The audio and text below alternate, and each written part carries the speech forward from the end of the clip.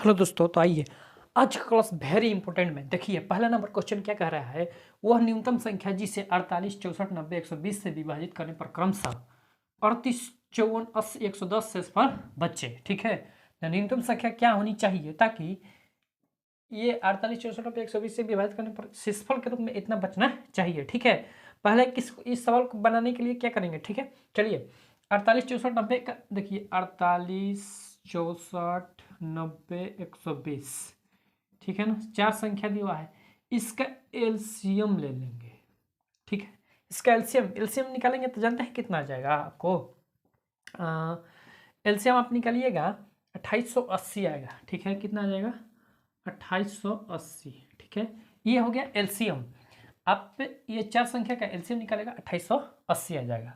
अब बताइए कि कह रहा है कि न्यूनतम संख्या क्या होनी चाहिए ताकि इतना शेषफल बचे। अब देखिए 48 में से यदि 38 घटाइएगा तो शेषफल क्या हो जाएगा 10। नीचे 48 में से यदि 38 घटाते हैं तो कितना बचा 10। वैसे ही 64 में से 54 घटाएंगे, 64 में से 54 घटाते हैं तो कितना होता है 10।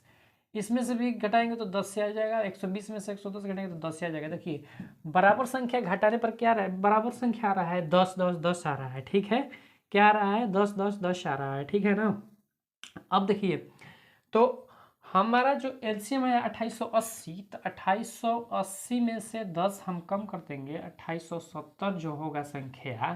ठीक है, 2870 जो संख्या आएगा आपको विभाजित करने पर शेषफल के रूप में 38 प्राप्त होगा। यदि यदि आपको यकीन ना हो तो आप इस संख्या से 48 से भाग कर देख लीजिए, किसी एक संख्या से भाग दे करके देख लीजिए, आपका आंसर नहीं आता है तो आ जाएगा आंसर।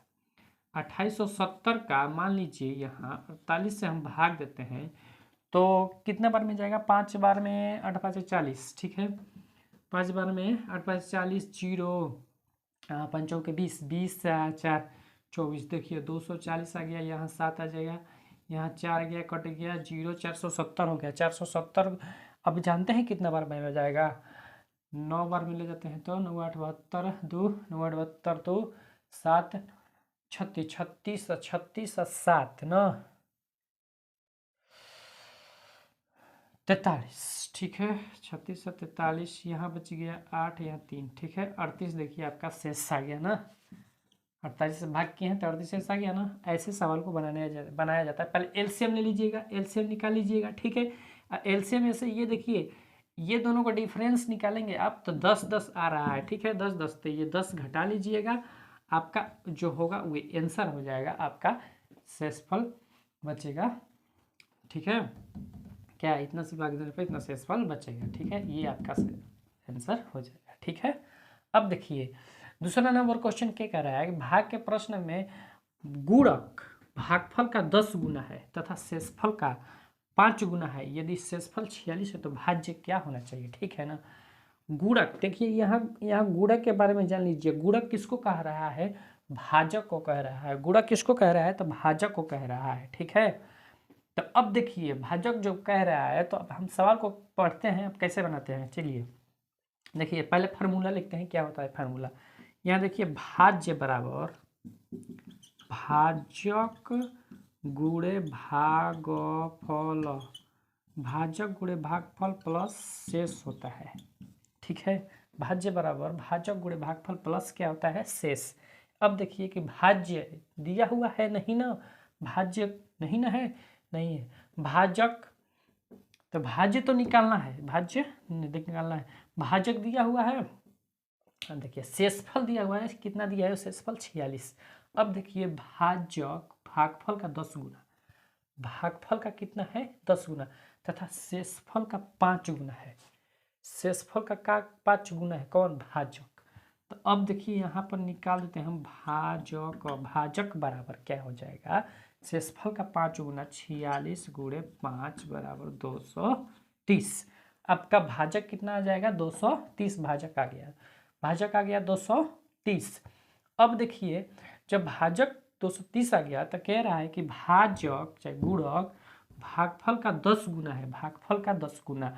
इसका मतलब ये देखिए 10 से इसको भाग देते हैं तो ये भागफल क्या आ जाएगा, भागफल क्या आ जाएगा 23। देखिए इसको 23 से यदि भाग करेंगे, भाजक भागफल का 23 गुना है, ठीक है ना।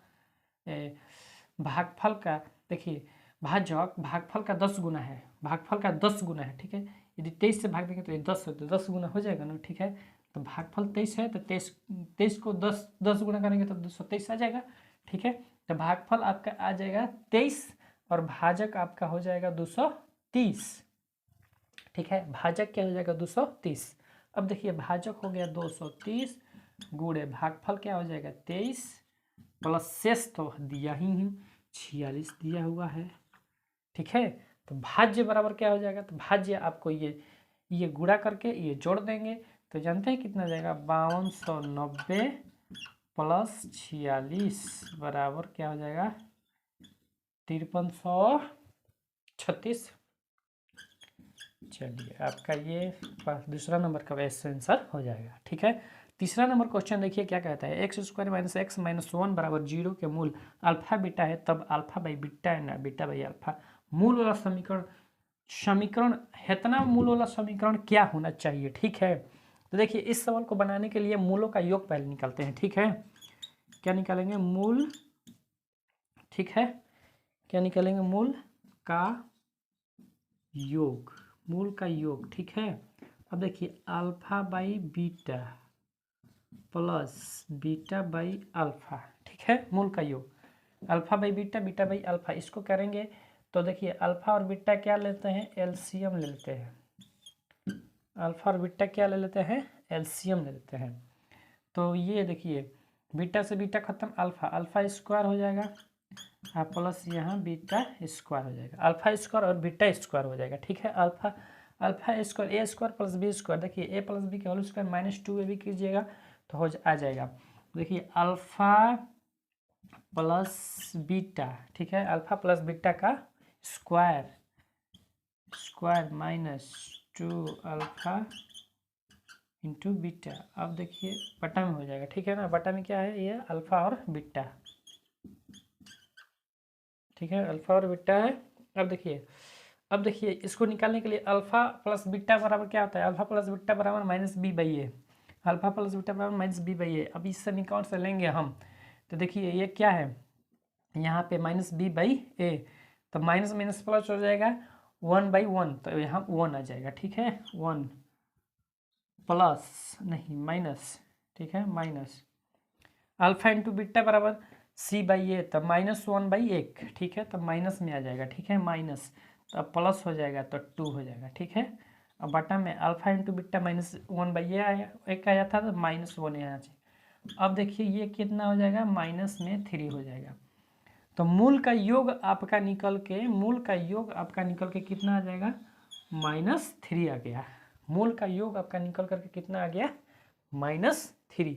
अब समीकरण हम बनाते हैं। समीकरण बनाने के लिए ये देखिए आपको ऐसे करना होगा, ठीक है।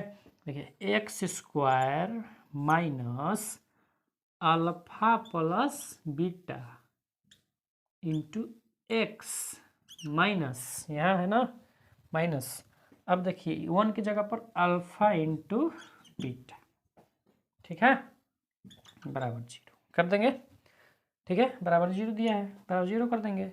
तो एक्स स्क्वायर, ठीक है, यहाँ देखिए एक्स स्क्वायर, यहाँ माइनस अल्फा प्लस बीटा का मान कितना है अल्फा प्लस बीटा, मूल का योग ये क्या है मूलों का योग है, यहाँ मूल का योग कितना आ गया हमारा -3, तो माइनस माइनस प्लस 3x ना। अब देखिए minus alpha into beta minus minus plus 1, ठीक है, एक्स स्क्वायर प्लस 3x, ठीक है, x square plus 3x plus 1 बराबर 0। आपका ये आंसर हो जाएगा। समीकरण पूछ रहा था ना, तो समीकरण क्या होना चाहिए, इतना आपका समीकरण होना चाहिए। चलिए उम्मीद है आप समझ गए होंगे। चलिए लाइक सब्सक्राइब जरूर कीजिए।